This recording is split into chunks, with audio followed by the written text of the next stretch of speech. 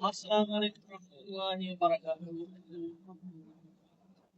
दोस्तों क्या हाल है? ठीक है, वैसे बेसा ठीक है। पहले तो तुसा सब कुछ जुम्मा दी मुबारक है। आज असा आए वजह से थोड़ा तेरे पखे वाली साइड पखा देखना है यार, कितनी बड़ा पखा है। सुनने कोई पता नहीं। रियाज का है हाँ, सुनने कोई ऐसा बना है।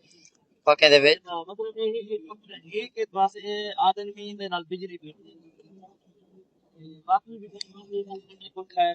और ये सिर्फ एक पंखा नहीं, इधर दिखा सही कैमरा मैन अगर इधर दिखा रहे हैं, मेरे सारे पखे खड़े हैं।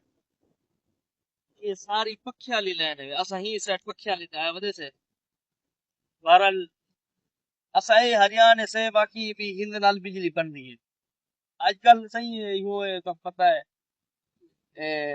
टेक्नोलॉजी है। टेक्नोलॉजी कितना पहुंच गई है, हिंद नाल पक्का हल्ले से बिजली बने। खैर, ख्वाजा मोहब्बत थोड़ा प्यार कोशिश की करो यार, सब कोई शेर फॉलो आप ही किता करो। असा तो पता है नूरियाबाद तो एदे आगे से सफर करते भी थोड़ा जा तो आपको असा पक्के सखे दिखाऊं, थोड़ा जा यो ए दिखाऊं।